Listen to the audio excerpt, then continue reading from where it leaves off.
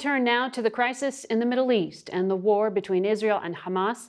Joining us from Tel Aviv is Israeli Prime Minister Benjamin Netanyahu. Welcome back to Face the Nation, sir. Thank you. Good to be with you. Mr. Prime Minister, the U.S. is working on a hostage deal that President Biden has said would bring with it at least 6 weeks of calm. The intelligence chiefs met on Friday. Are we close to a deal? Well, I'm not sure the exact duration, but I can tell you that we're all working on it. We want it. I want it, because we want to liberate the remaining hostages. We've already brought half of them back. And I appreciate the effort, the combined effort of Israel, the United States, to bring back the remaining hostages. I can't tell you if we'll have it, but if Hamas goes down from its delusional claims and goes down, can bring them down to earth, then we'll have the progress that we all want. What specifically is holding up the deal at this point? Reportedly, this would have 30 to 40 hostages, women, elderly, wounded, released in exchange for a few hundred Palestinian prisoners being released. Hamas started out with just crazy demands, and you know, it's too soon to say if they've abandoned them. But if they do abandon them and get into what you call the ballpark, they're not even in the city. They're in another planet. But if they come down to a reasonable situation, then yes, we'll have a hostage. I hope so. There are at least 6 U.S. citizens among those being held by Hamas. For you, is the return of living hostages necessary and essential for you to declare victory in this war? I've set 3 war goals. The first is to release the hostages. The second is to destroy Hamas. And the third is to ensure that Gaza does not pose a threat to Israel in the future. And obviously, the 3 are intertwined. They're achieved basically by our very effective and often heroic military operation, and also by tough negotiations. We're combining the 2, and I hope it yields the result. But understand that unless we have total victory, we can't have peace. We can't leave Hamas in place. We can't leave a quarter of Hamas battalions in Rafah and say, well, that's fine. On the issue of the hostages, as you know, time is of the essence here. So if this deal happens and there are 6 weeks of calm that go with it, does that provide an opening to end this war, or will you still go into southern Gaza, into Rafah, regardless? Yeah, well, victory is within reach, and you can't have victory until you eliminate Hamas. Hamas is a terrorist organization that... once we begin the Rafah operation, the intense phase of the fighting is weeks away from completion. Not months, weeks away from completion. And that is, we've already destroyed 18 out of the 24 Hamas terrorist battalions. So we have and 4 of them are concentrated in Rafah. We can't leave the last Hamas stronghold without taking care of it. Obviously, we have to do it. But understand, too, that I've asked the army to submit to me a double plan. First, to evacuate, to enable the evacuation of the Palestinian civilians in Gaza, and obviously, second, to destroy the remaining Hamas battalions. That gets us a real distance towards the completion of our victory. And that, we're not going to give it up. If we have a deal, it'll be delayed somewhat, but it'll happen. If we don't have a deal, we'll do it anyway. It has to be done, because total victory is our goal, and total victory is within reach. Not months away, weeks away, once we begin the operation. Well, the White House says they need to see a credible and executable plan to protect civilians and the 1.4 million people who are sheltering in southern Gaza. This morning, the White House says they still have not seen such a plan, and no major military operation should proceed without it. Have you approved the plans that you said you've asked for? Actually, Margaret, I'm going from here to a meeting with the general staff where they're going to show me this dual plan. Okay. A plan to evacuate and a plan to dismantle those remaining battalions. So yes, by the way, we agree on this. I mean, we don't have to be prodded. We're on the same page with the U.S. on this, because that's how we do it. The reason you have that population in Rafah is because we actually cleared them away from the other places, the zones, combat zones that we had. That's why they're there. So now there's room for them to go north of Rafah to the places that we've already finished fighting in. That's where you're going to move. Basically what we're going to do. That's the plan, Yes. to move 1.4 million people into northern Gaza. Can you guarantee that the IDF will I didn't not say push, northern Gaza. I said sorry, I said go north ahead. of Rafah. Okay. I said north of Rafah. In the northern part of the Gaza Strip, we still have fighting going on. Right. But we are, that is important. It's important to understand, moving civilians out of an area that is going to be a combat zone is not a bad thing. It's a good thing. Sure. And that's what Israel is going to do. Understood. But the IDF, can you guarantee that they won't push Palestinians out of Gaza and into Egypt? As you know, Egyptian officials have said if you do that, you are putting at risk 46 years of peace. Look, I think that the Egyptians know very well that that's not our purpose, and that won't be the result. And we're coordinating. We're talking to the Egyptians all the time. So that's not, I don't think that's an issue. The peace between Israel and Egypt has served the interest of both countries and will continue to serve the interest of both countries. I don't think it's in any danger. You said that victory is within reach, but U.S. intel says the IDF has only destroyed 30% of Hamas leadership, and that the amount of tunnels that Hamas uses have really only been tiny in terms of what has been destroyed by the IDF. There is growing distrust of you personally, sir. You know this, in the U.S. Congress and within the Biden White House.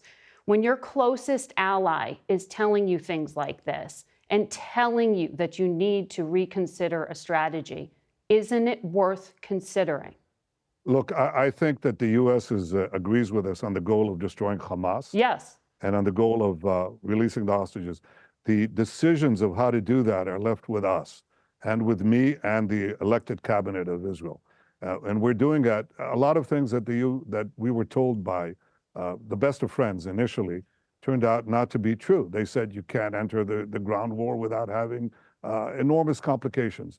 They said you cannot fight, you can't enter Gaza City, you can't go into the tunnels, it'll be a terrible bloodbath. All of that turned out to be not true. Our soldiers are in the tunnel network. We don't have to take apart hundreds of kilometers of tunnels. We are taking apart the missile production factories that are underground, the command and control headquarters, the computers that are there, the money that is there, the weapons that are there, and the ammos that is there. We're doing that methodically.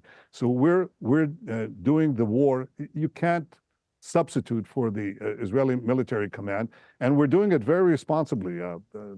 John Spencer, who's the head of urban warfare at West Point, says that no other army has gone to the lengths that Israel's army has gone to clear civilians out of harm's way, even though Hamas is doing everything to keep them in harm's way. Oh, sure. But the former head of Central Command was on this program just a few weeks ago and said basically you have not articulated any specific end game here. So, but putting that aside, I want to come back to a few different things you said. Wait a minute, Margaret, hold on. You lob these grenades at me and you keep on moving.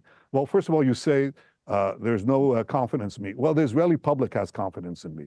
Last week, there were massive protests throughout Israel yesterday. Of course we have protests. We have protests. Israel is a democracy. We've had protests for 30 years. But the Israeli people are united as never before. Last week, they voted 99-9 in the Knesset for my proposal that says that the way that we have to do two things. We have to win the war, have total victory, but also not have an international dictate of a Palestinian state on it shoved down our throats that would endanger Israel. The people are overwhelmingly united on this. When is the last time we had 99 votes in the Knesset? I'll tell you, 30 years ago. So the people are united. The policy is right. The people support it. And I intend to take it to completion because that's what we have. We can't compromise with total victory because I'll tell you, we can't win the peace if we don't win the war, and we will win this war. One of the members of the Knesset, the former Israeli Prime Minister Yair Lapid, said he asked the Americans about what you just said about a unilateral declaration of recognition of a Palestinian state. And he said, you invented a threat that doesn't exist. There is not one official in the world that suggested unilateral recognition of the Palestinians. So putting that aside, I want to... Actually, the Foreign Secretary of Britain just spoke about it. There have been many. Well, this is the U.S. I hope that's true. Okay. We've heard a lot of briefings coming from the U.S. To that effect.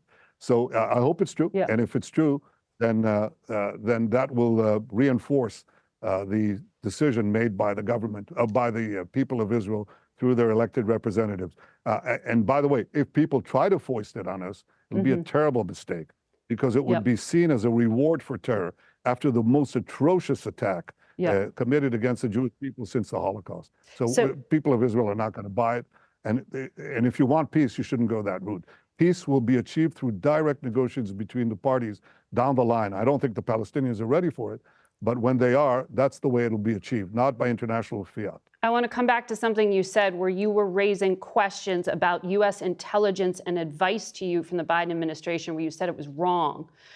You also said there was no bloodbath. I didn't say it was wrong. I said some good friends gave us advice that turned out to be that we performed a lot better than they anticipated. Mm-hmm. And by the way, we performed a lot better than we anticipated. Well, on the no bloodbath, Doctors Without Borders went to the UN this week and said the civilian toll in Gaza is so high, they came up with a new term, wounded child, no surviving family. Save the Children says there are over 1,000 children who have lost a limb over these past days since the beginning of the October 7th war. What Hamas has done is horrific, but President Biden has said your actions, sir, are over the top. Aren't you concerned that Israel is creating more terrorists than it is killing? I think that any civilian casualty is a tragedy, and I don't say that half-heartedly. I lost a brother in war. I myself was wounded while releasing hostages from a hijacked plane. I've lost friends in battle. I know what it means to lose friends and what it means to lose family members. So we don't have an argument there. But this war has been forced upon us by a cynical enemy that not only targets our civilians, has raped, beheaded, burnt babies alive, killed children in front of their parents and parents in front of their children. This enemy not only targets civilians, but hides behind civilians, Palestinian civilians. Mm-hmm. So they're committing a double war crime. I have to come back and say that in terms of the way this battle is fought, there is no parallel to the difficulty that we face. And John Spencer, the head of urban warfare at West Point, says that no other army has faced such a task. He gives one comparison. Yeah, that's not the question I asked, though. He gives Mosul as a comparison. Well, it is, but that's the answer. You can't say, oh, you give immunity to the terrorists because they're hiding among civilians and forcing civilians not to leave. So what do? You say, okay, we'll give you immunity. Hamas survives.